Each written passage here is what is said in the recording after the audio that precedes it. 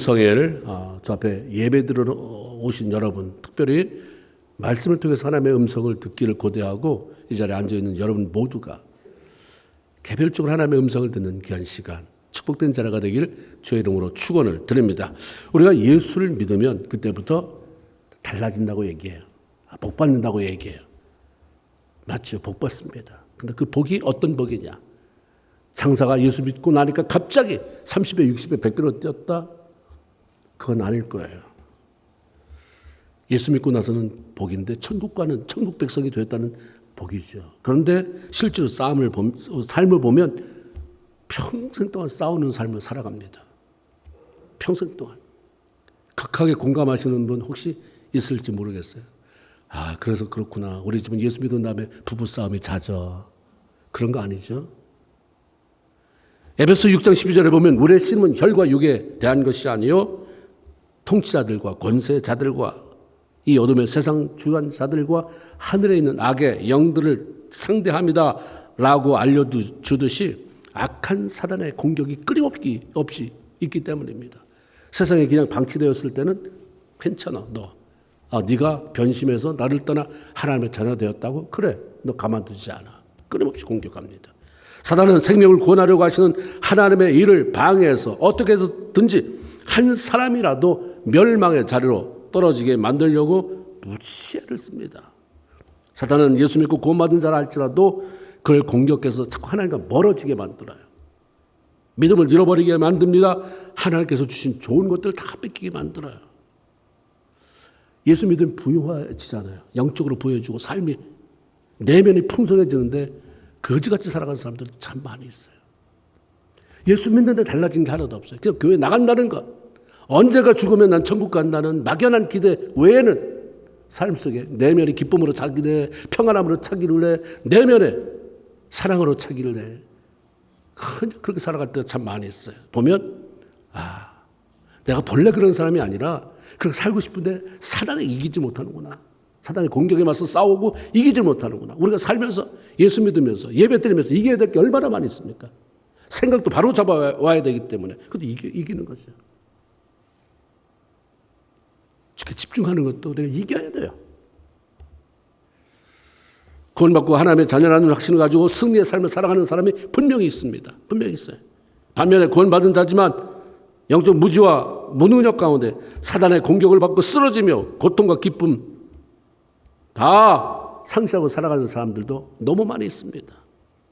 하나님은 우리가 사단과 적극적으로 싸워라. 그리고 이기는 삶을 살아라 라고 명령합니다.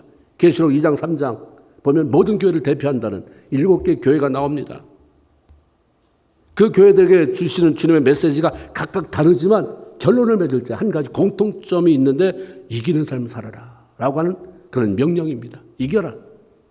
너희는 칭찬이 있다. 칭찬도 있고 책망도 있고 넌 책망만 있다. 그렇지만 모두 공히 너희 이기는 삶을 살아라. 그러면 내가 너에게 줄 준비된 것들이 있다라고 말씀합니다. 이것은 바로 우리 성도들의 삶에 끊임없이 싸움이 있다는 사실을 알려주고 있는 거죠. 사도 바울은 우리의 삶에 영적인 싸움이 있으니 이겨라. 그러기 위해서는 하나님의 전신갑주, 머리부터 발끝까지 영적인 하나님의 무기로 무장하면서 살아라. 너 이기기를 원하느냐? 그러면 네 멋대로 살지 말아라. 네 멋대로 살아서 어떻게 사탄을 이길 수 있느냐? 어떻게 예수 그리스도의 이름으로 승리의 삶을 살 수 있느냐? 절제해라. 네 마음 내키는 대로 사는 삶이 아니라 환경이 이끄는 대로가 아니라 하나님이 이끄는 대로 사는 절제가 필요하다. 오늘 본문 다윗이 블레셋 군대와의 싸움 그리고 거기서 승리한 이야기입니다. 어떻게? 왜 이런 도전이 오는가? 어떻게 승리할 것인가? 이 본문이 우리에게 귀한 메시지를 들려주고 있습니다. 블레셋 사람들은 다윗이 통일 왕국을 이루고 왕이 됐다는 소식을 듣고 공격해 옵니다. 다윗이 어떤 사람입니까? 이미 이 순간까지도 이 당시까지만 해도 하나님에 의해서 굉장히 강력한 왕국을 이루고 그렇게 사람들에게 알려진 사람입니다. 사무엘 5장 10절에 보면 만군의 하나님 여호와께서 함께 계시니 다윗이 점점 왕성해져 가니라 이렇게 소개하고 있는 것처럼 당시 다윗은 강력한 리더십 그리고 싸우면 이기는 그런 장부로 유다 왕국을 견고하게 세우고 있던 왕으로 잘 알려진 인물입니다. 그런데 그가 이제는 유다 왕국만이 아니라 이스라엘 여러 지파를 통합한 통일 왕국의 왕이 되어서 더 큰 힘을 가지게 됐어요. 그런데도 불구하고 블레셋이 쳐들어오잖아요. 그걸 알고 저가 이스라엘과 연합돼서 왕이 됐대 쳐들어갈 자가 된 거예요. 블레셋은 다윗이 막강한 힘을 가지고 있었다고 하는 것을 알면서도 왜 쳐들어왔을까? 가장 기본적인 것은 외적으로 볼 때 자신들이 누리던 경제적인 그런 기득권 유익을 잃어버리고 싶지 않았기 때문이죠. 바벨론은 길보아 전투에서 사울이 죽었던 그 전쟁, 길보아 전투에서 이스라엘에게 대승리를 하죠. 그리고 이스라엘 지배하면서 막강한 조공을 거둬들였어요. 내가 이겼으니까. 쌀 바칠래 죽일까? 살려줄 테니까. 쌀 바쳐, 곡식 바쳐, 뭐 바쳐, 조공, 막대한 것을 거둬들였습니다. 그런데 이스라엘이 이제 유능한 다윗을 새로운 왕으로 세우고 통일 왕국을 이루었다는 거예요. 이것은 블레셋 사람에게 이제 더 이상 이스라엘을 지배할 수도 없고 조공을 거둬들이지도 못할 그런 상황이 오겠구나라고 하는 의미로 받아들여지게 됩니다. 그래서 다윗이 통일 왕국의 기반을 더 견고히 세우기 전에 이제 막 그렇게 됐다니까 이때다 가서 제 힘을 약화시키자는 목적으로 이스라엘을 공격해 들어왔습니다. 그러나 그 배후를 보면 영적인 의미를 볼 때 사탄이 블레셋을 이용해서 다윗을 통해 이루려 하시는 하나님의 계획을 무산시키려고 하는 도발이었던 것입니다. 사도행전 13장 32절에 보면 22절에 보면 하나님이 그렇게 말씀해요. 내가 이새의 아들 다윗을 만나니 내 마음에 합하다. 그래서 내 뜻을 다 이룰 것이다. 다윗을 보자마자 마음에 딱 들었어요. 저를 통해서 내가 한 계획이 있는데 그걸 이룰 것이다. 무슨 계획이 있었는가 우리는 몰라요. 그러나 성경을 다 읽어보면 이런 계획이 있으셨구나. 하나님은 다윗을 통해 강대한 이스라엘 나라를 이루어 만방의 하나님의 이름을 알리고 싶으셨어요. 또한 이 땅에 메시아로 구원자로 보낼 예수 그리스도를 다윗 왕의 혈통에 보내서 예수가 만왕의 왕이지만 그것을 이제 선포하려고 하는 그런 의도도 있으셨습니다. 하나님 이런 목적을 가지고 다윗을 훈련시키잖아요. 어쩌다가 된 그런 왕이 아니라 그에게 만들어진 왕, 하나님 손 안에서 만들어진 왕. 얼마나 중요해요. 어쩌다 교회 많이 오래 나오니까 된 집사가 아니라 하나님 손에 만들어진 집사. 어쩌다 보니까 그냥 만들어진 목사가 아니라 하나님 손에 만들어진 목사. 하나님 손에 만들어진 일꾼. 사울은 어쩌다 보니까 그냥 왕이 돼버렸어요. 다윗만큼은 내가 만든다. 하나님 교육 속에서 훈련시켜갔습니다. 하나님께서 인정받는 유능한 다윗을 시기 질투한 사울이 그냥 죽이려고 그래요. 이유도 없이 그냥 죽여. 왜 죽이려고 그러는데 그냥 싫어. 네가 미워. 신앙생활하면서 그거 있습니까? 왜 미워하시는데? 그냥 싫어. 쟤만 보면 기분 나빠. 재수 없어. 이건 사울 편이에요. 사울. 그럼 다윗은 안 싸웠어요. 그냥 도망가요. 도망가. 죽일 수 없어서 죽일 수 있지만 하나님 원치 않기 때문에 그냥 도망쳐. 그래서 사울은 바보 같아 보이니까 계속 추격해요. 거의 10년간 그를 피해 다니는 도피자의 삶을 살았습니다. 이런 과정을 통해 하나님은 다윗에게 인내하는 법을 가르치셨어요. 바보같이 그냥 쫓겨간 것 같은데 하나님은 계획이 있으셨거든요. 당장이라도 사울을 죽여버리고 다윗을 그냥 왕으로 세울 수 있었는데 10년이라고 하는 그 기간 동안 피해 다니면서 인내하는 법, 기다리는 법, 억울해 보여도 하나님 말씀의 권위에 순종하는 법을 훈련받게 하셨고 원수도 사랑하는 하나님의 마음을 갖게 하셨습니다. 때가 되자 하나님은 훈련된 다윗 왕을 세우시고 통일을 이루게 하셨죠. 사탄은 저 다윗을 그냥 두면 그를 통해 하나님의 아들, 하나님의 이름이 온 땅에 전파될 것이고 하나님의 나라가 확장될 것을 알았기 때문에 그를 막기 위해서 전쟁을 일으키잖아요. 어떻게 다윗을 죽이려고 하는 그런 방법을 다 일으켜요. 블레셋은 다윗을 죽여서 자국의 이익을 지키려고 했지만 사단은 배후에서 그런 욕망에 사로잡힌 블레셋을 사용해서 하나님이 하려고 하는 그 계획을 방해했던 것입니다. 우리는 겉에 드러나는 것만 보면 안 돼요. 저는 왜 나를 그렇게 약을 올릴까? 저 배우의 사탄이.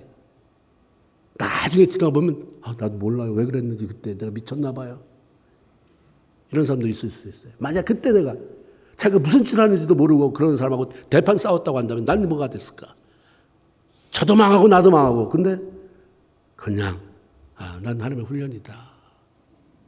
저라고 보면 하나님이 일하시는 것을 보게 되죠. 배우의 사탄이 일하는 것을 깨달으면 훨씬 더 우리가 견디기 쉽고 견디기는 정도가 아니라 이길 수 있습니다.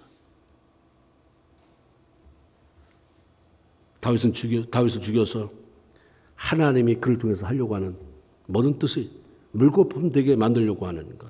그래서 엄청난 음모를 꾸미는 게 사단이에요. 그래서 깨어 있어라고 하는 것은 영적인 것 좀 봐라 이거예요. 맨날 사람하고만 싸우지 말고 맨날 피상적인 것만 가지고 화났다가 좋았다 이거 말고 그 배후에 사탄이 그거 가지고 무슨 장난을 하는지 무슨 음모를 꾸미는지 좀 알고 대처하고 이겨라 라고 말씀하는 것입니다. 블레셋은 군사들을 총동원해서 다윗을 공격하기 위해 쳐들어왔습니다. 17절에 보니까 블레셋 사람들이 다윗을 찾으러 다 올라오매. 올라왔다고 그러면 되는데 다 올라왔다. 블레셋에는 중요한 성읍이 5개가 있잖아요. 그 5개 성읍 모든 군사들이 총동원된 거예요. 18절에 보니까 블레셋 사람들이 이미 이르러 르바임 골짜기에 가득 메웠더라. 가득 찼어요. 골짜기에. 르바임 골짜기. 우리 어딘지 모르지만 하여튼 골짜기예요. 골짜기 아시죠? 골짜기. 근데 그 골짜기가 5km, 길이가 5km래요. 폭이 3km. 거기 가득 메웠다. 거기 사람이 꽉 찬 거예요. 이게 얼마큼 될까? 저희 집에서 시골에 저희 집에서 5일장에 드는 데를 가면 거기가 4km예요. 심리라. 그래서 어른들이 심리길을 갔다 와야 된다.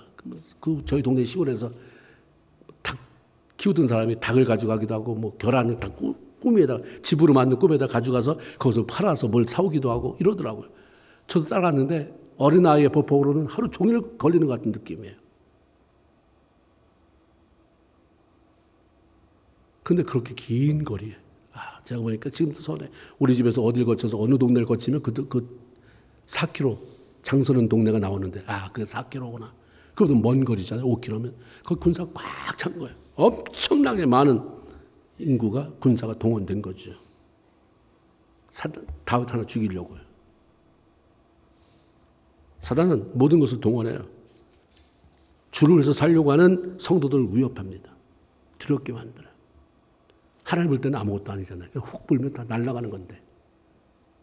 바람을 불어와서 홍해를 갈르신 하나님 하면 불면 되는데 우리가 볼 때는 너무 두려운 거예요. 사단은 우리를 두렵게 하려고 하는, 우리를 위협하는 모든 걸 동원합니다. 사단은 성도들이 하나님께 받은 사명을 감당하지 못하게 하려고 거인처럼 보이는 환경과 문제를 사용합니다. 우리가 신앙생활하면서 두려움을 주는 거인을 물리쳐야 돼요.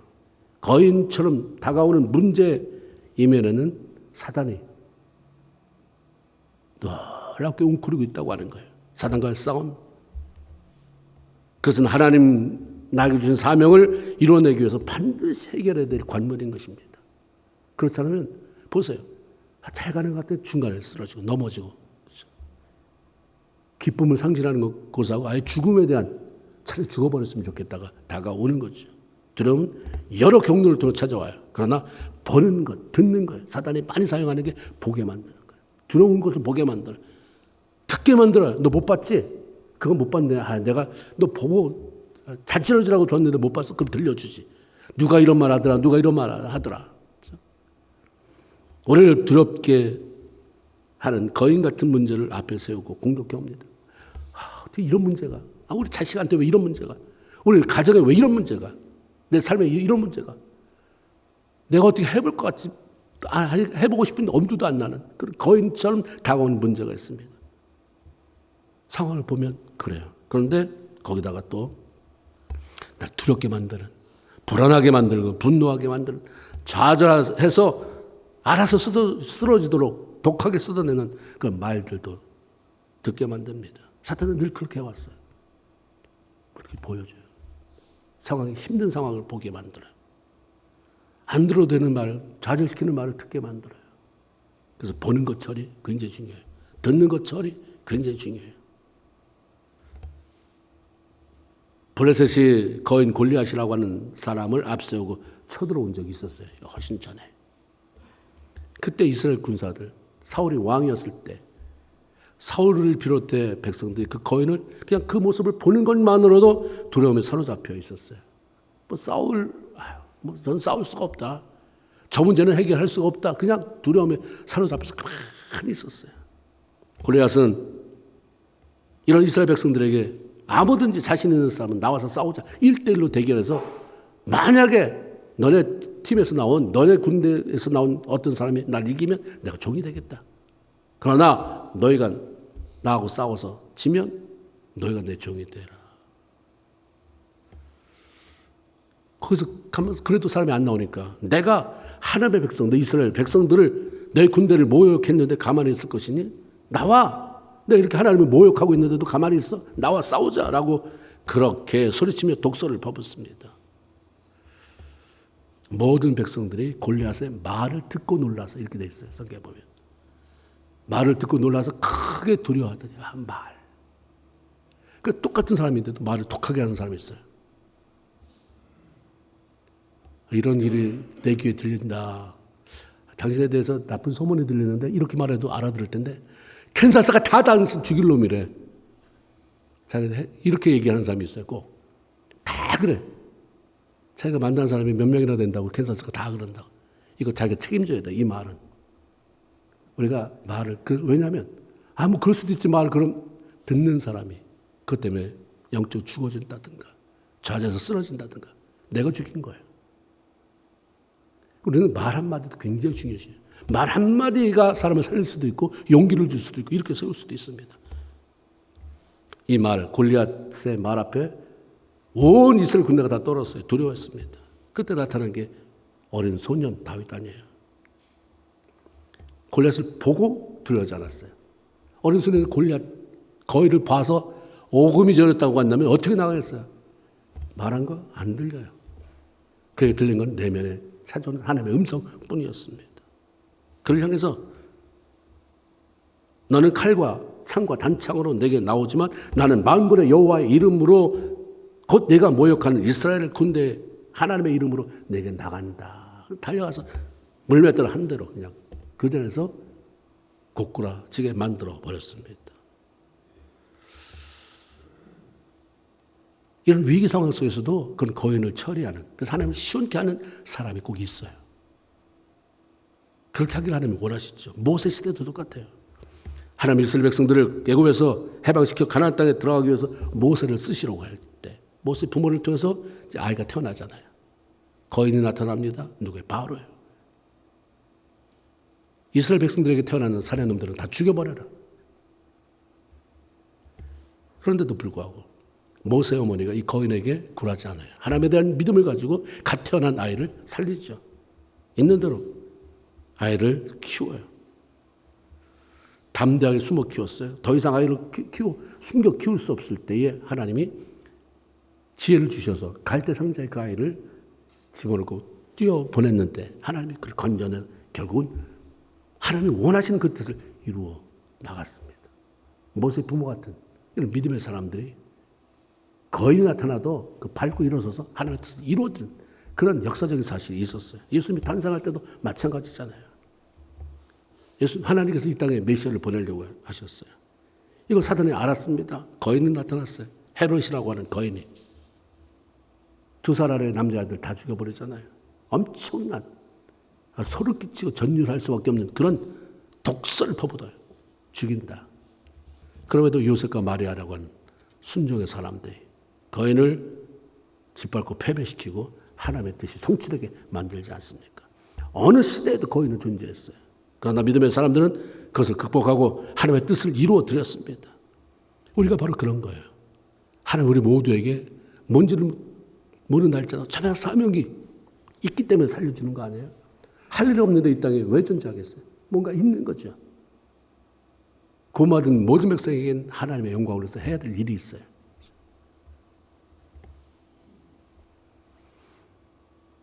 사단은 그거 감당하지 못하게 하려고 끊임없이 거인을 보내요. 거인의 모습으로 수많은 문제를 일으켜요. 그러나 우리는 이걸 통과해야 돼요. 이기고 나가서 하나님의 뜻을 이루어드려야 됩니다. 문제가 거인처럼 다가오지만 하나님은 거인이 아니라 마녀보다 크신 분이에요. 그래서 그분께 붙어 있으면 돼요. 우리가 거인을 어떻게 이겨요? 그 큰 문제들을 어떻게 극복해 나갈 수 있겠습니까? 하나님 하실 수 있으니까 그분께 붙어 있으면 됩니다. 그럼 그분이 거인을 죽여요. 내가 붙어 있으면. 엄청난 블레셋 군대가 자신을 향해 공격해 들어왔지만 다윗은 그들의 숫자를 바라보며 두려워하기보다 하나님만 바라보며 기도했습니다. 이미 어릴 때부터 훈련되어 왔어요. 어느 순간에 내가 은혜 받고 하는 것도 좋지만 일찍 예수를 만나고 일찍 훈련 받고 그런 많은 그런 영적인 경험을 해보면 좋겠다. 때로는 패배해보기도 하고 쓴맛도 보기도 하지만 또 일어서고 이런 거구나.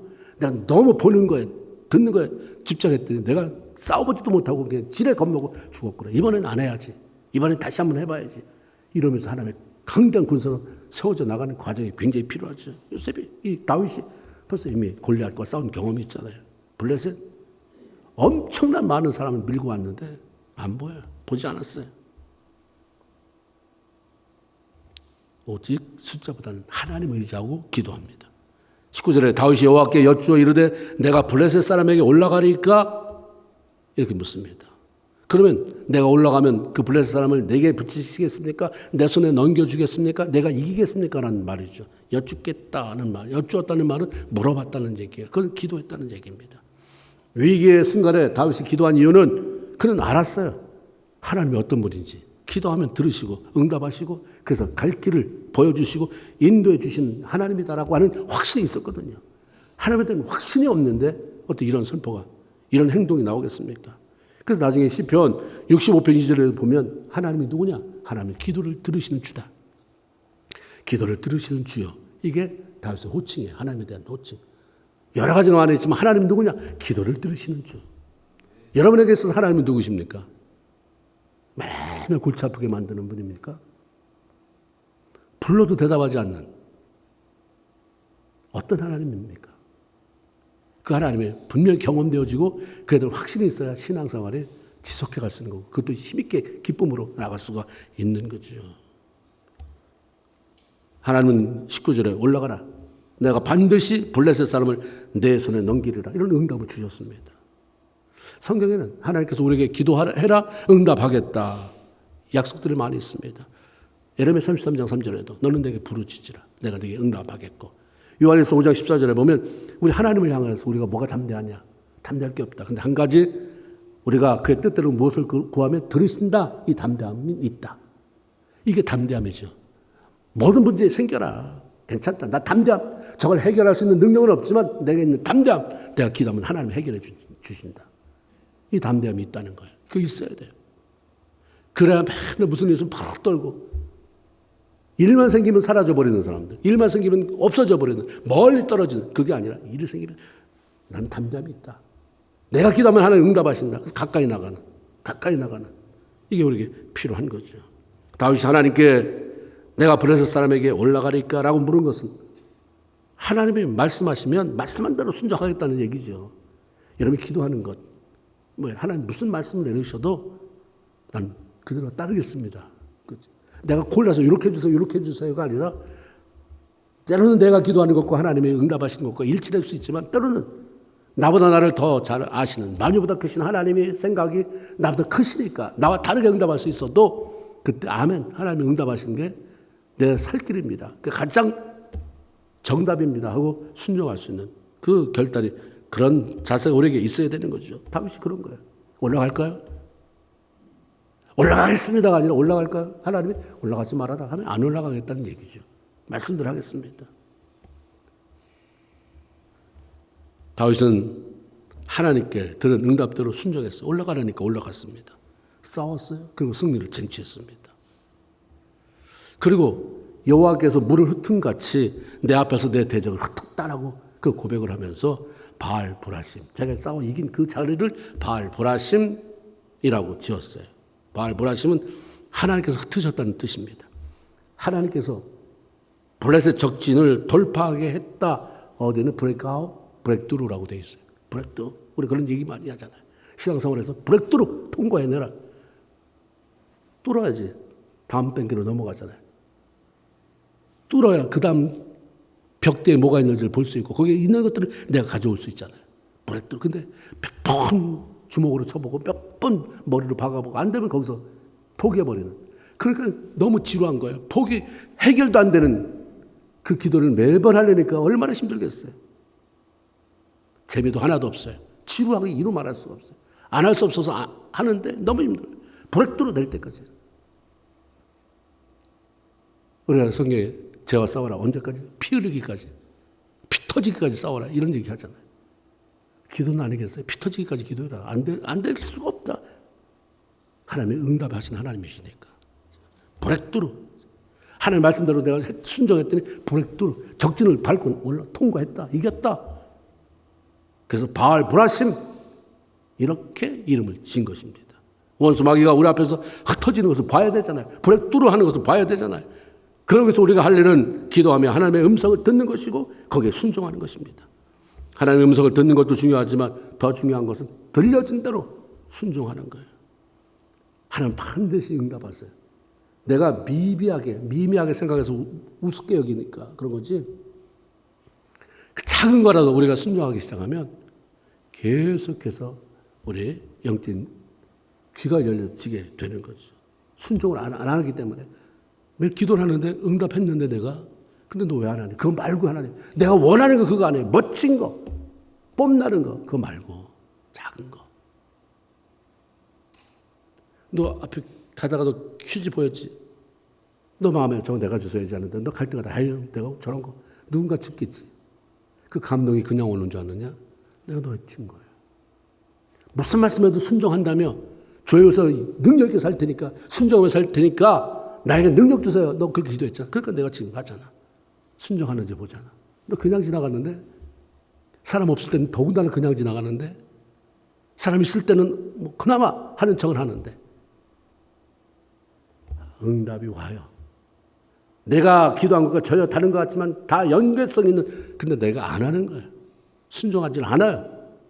하나님보다 머리 꼭대기에 올라가 있는 아주 현대판 멋진 성도가 돼서 무능력하기는 짝이 없는 이렇게 살 때가 너무 많이 있기 때문에 그렇습니다. 다윗은 말씀하세요. 어려워요. 근데 하나님 예스면 나도 합니다. 쉬워요. 하나님 노? 안 합니다. 그렇죠? 이스라엘 백성도 훈련이 그거였잖아요. 광야를 지나는 동안 구름 기둥이 가면 가고 쓰면 쓰고 이게 돼야 신앙생활의 길이 열려요. 이게 안 돼요. 안 되는 것은 이유가 있습니다. 전에서 저렇게 고집이 있으니까 안 되는 거구나. 가르잖아 지금. 거기 근데 여기 사막에서 한번 만날까 말까 아주 뽀송뽀송한 모래가 있는데 좀 더 앉았다가 그럼 여기 그나마 이파리가 좀 붙어있는 나무가 있는데 여기 좀 앉았다가 아니 가 조금만이 하나님 조금만 더 구름기둥 떠났는데 그냥 머물러 있다가 말라 죽는 거죠. 다 죽는 거예요. 그렇게 하지 마라. 그냥 가라. 그냥 바보스럽게 순종 한번 해봐라. 자존심 상해도 그냥 순종해. 부부 같이 천국 안 갑니다. 남편이 어떻게 해도 이기고 나갔어요. 부인이 어떻게 해도 이기고 나갔어요. 자식이 어떻게 해도 같이 세트로 패밀리 패키지가 있는 게 아니에요. 천국은. 개별적으로 가는 거예요.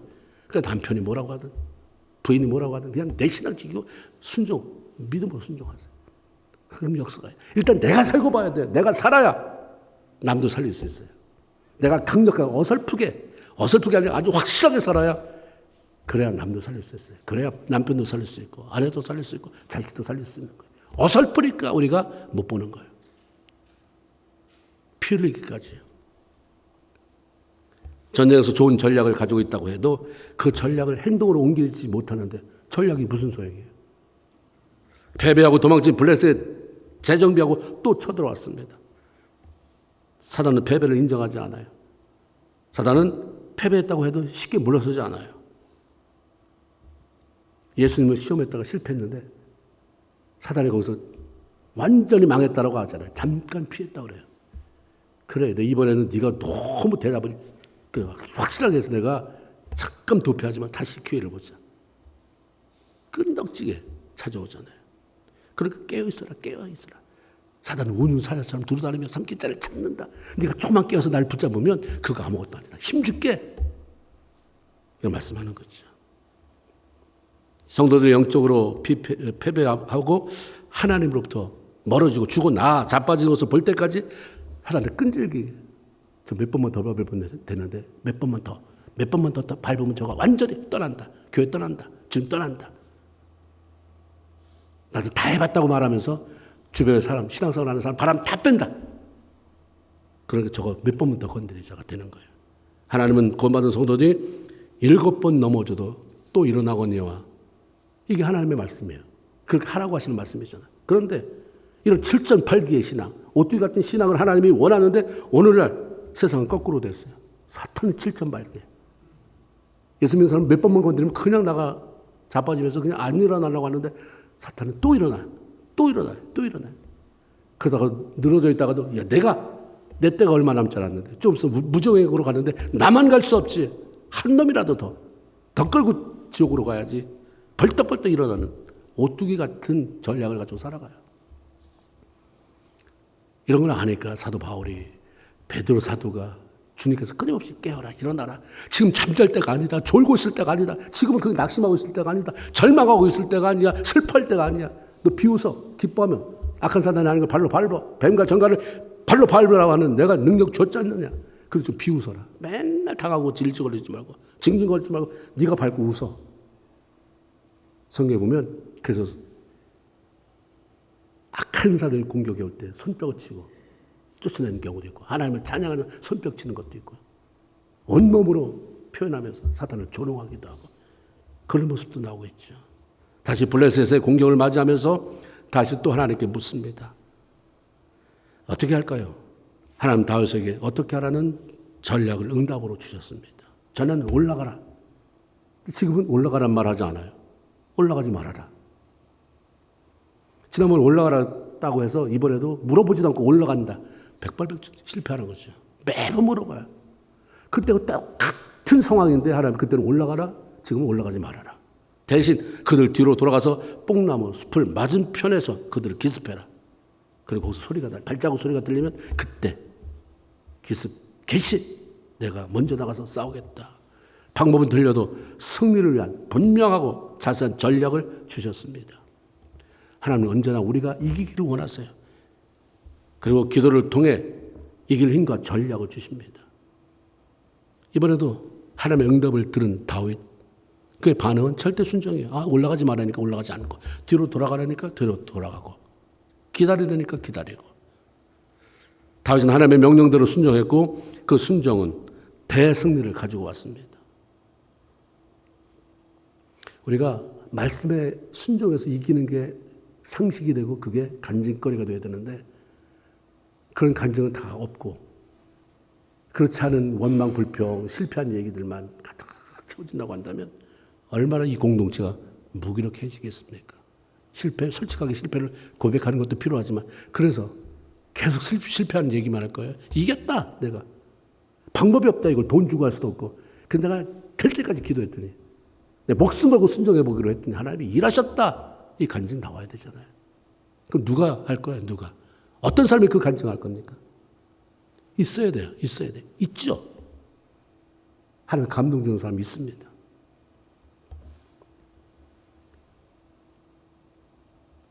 하나님의 응답을 듣는 것도 힘들지만 들은 말씀을 행동으로 옮기는 건 더 힘들어요. 그러나 우리가 이기려면 행동해야 돼요. 믿음으로 옮겨야 됩니다. 하나님 우리가 이기는 삶 살기를 원하는데 너무 자주 실패하잖아요. 우리도 사람이 너무 변덕을 부리면 별로 신뢰가 안 되잖아요. 참 신뢰가 안 된다. 우리끼리로 그러는데 하나님 보실 때 쟤는 참 어디 이렇게 변덕이 심하냐. 멀쩡 기도한 거 응답받으면 그냥 세상 것 다 가진 것처럼 그러다가 좀 실망하면 아예 내 눈에 띄지도 않는구나. 그렇게 아쉬우면 나한테 그렇게 수도 없이 얼굴을 들이대더니 뭐가 해결되면 얼굴을 못 보겠어. 등만 보이더라. 우리가 얼마든지 승리할 수 있잖아요. 승리의 근원이 우리 안에 있는데. 근데 실패하는 이유는 승리의 근원이신 주님을 하나님은 무시하고 순종하지 않기 때문입니다. 아무것도 아닌 거라도 순종하는 거예요. 그 사람한테 내가 전화 먼저 해. 내가 잘못한 것도 없는데 자존심이 상하는데. 그래도 하라고. 그럼 해보세요. 그냥 기적이 일어나는 거예요. 그런 것부터 시작해서. 웃기는 것 같은데 그냥 하나님의 감동. 남한테 피해 주는 거 아니라고 한다면 다 해보세요. 마음에 하나님이 주시는 응답, 감동 해보는 거예요. 아닌데 하나님? 그럼 아니죠. 그럼 내가 뭐가 잘못했어요? 하나님 거짓말입니까? 내가 사단에게 현혹됐습니까? 아니면 내가 뭐 때문입니까? 아직 영적으로 분별력이 부족합니까? 끊임없이 해보는 거죠. 순종해보는 거예요. 책임져요. 내가 실수해도. 순종하려고 하는 그 의도. 여러분 아이들에게 심부름 시킬 때 저기서 물 좀 떠와라. 완벽하게 심부름하기를 원해서 시키지 않잖아요. 깨트려도 괜찮아요. 괜찮대? 그러면서 자라가니까. 엄마 내가 할게요. 그거 말 듣는 게 너무 이쁘니까. 똑같아요. 안 해봐요. 언젠가 능력이 엄청나게 내가 쏟아지면 그때 내가 뭘 해보려. 그런 안 옵니다. 작은 음성에도 몸짓으로 반응하는. 이거 해야 되는 거 아니야? 근데 하나님의 음성을 줬는데 내가 다 없애버려. 이런 거. 내가 손해볼 건 안 해요. 이런 것까지 하나님이 나한테 시키겠어. 가보세요. 자존심 상해도 또 물질적인 손해가 와도 반드시 하나님 일하는 것을 보게 될 것입니다.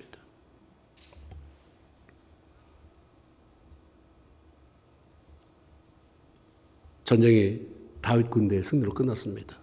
전쟁을 이기게 하신 분이 하나님이잖아요. 그런데 하나님은 하나님 말씀에 순종해서 싸우러 나간 다윗을 명예롭게 하셨어요. 그걸 존귀케 하셨어요. 네가 수고했다. 하나님이 다 했는데도 그런 모든 존귀, 명예 다 다윗에게 줬어요. 그리고 사람들이 그를 두려워하며 함부로 대하지 못하도록 그를 높여주셨다. 역대하 14장에 그렇게 기록되어 있습니다. 하나님 우리에게 사람과 싸우지 말아라. 사탄과 싸워라 얘기합니다. 어떻습니까? 여러분 사람하고 안 싸웁니까? 잘하셨어요. 근데 사람하고만 맨날 싸워요? 그건 굉장히 틀린 거예요. 오늘 씨름은 혈과 육, 사람하고가 아니다. 정사하고 근성, 이 어둠의 세상 주관자들과 하늘에 있는 악의 영들에게 대합니다. 싸울 일이 있으면 엎어지는 거예요. 예수 믿으면서 바뀌어져야 될 부분이 뭡니까? 무슨 말을 뱉어야 시원한 거. 다윗이, 모세가 얼마나 그러고 싶어 했겠어요. 한 번도 그렇게 안 해요. 그런데 하나님 앞에 가져와서 사람 앞에 했어야 될 말, 하고 싶었던 말을 하나님 앞에 다 쏟아놓잖아요. 근데 하나님은 이러고도 네가 지도자냐? 이러지 않았어요. 이야, 모세 짱이다. 이 땅에서 너처럼 온유가 승한 사람은 없다. 사람하고 싸우지 마세요. 남편이 됐든 아내가 됐든 이웃이 됐든 그냥 하나님 앞에 가져오세요. 미운 감정이든 다 가져 쏟아놓으세요. 이겨야 되잖아요. 사단과 싸우려니까 이렇게 하면 이기는 거예요. 사단에게. 그러면 찾아오는 기쁨. 무더위에 어서 이렇게 스며오는 것 같은 그런 시원한 바람, 성령의 바람이 내 안에 채워지게 되고 내 마음을 뜨겁게 만들어주는 그 성령의 만지심이 그 안에 찾아오는 것입니다. 사도 바울이 고린도전서 15장 57절에 우리 주 예수 그리스도로 말미암아 우리에게 승리를 주시는 하나님께 감사. 사도 바울은 패배했다고 얘기하지 않아요. 자기는 늘 고난을 당했어요. 수도 없이 고난, 예수님 때문에 고난 당했지만 날마다 이긴다. 날마다 나는 죽는다. 그러나 나는 승리한다. 죽지만 승리했어요. 안 죽고 패배. 자존심 세가지고 안 죽고 승리. 패배. 무슨 의미가 있겠어요? 날마다 나는 죽는다. 그러면서 고백하잖아요. 날마다 나에게 승리를 주시는 하나님께 감사. 이기게 하신 하나님께 감사. 우리 모두 그런 명령 받은 사람이잖아요. 이겨라. 이겨서 내가 너에게 준 사명 감당해내라. 너 때문에 한 번이라도 내가 영광 받기를 원한다. 이 놀라운 하나님의 그 마음, 여러분 마음에 부어져서 그 뜻을 이루어드리는 귀한 성도들 다 되기를 주의 이름으로 축원을 드립니다. 아멘. 기도합시다.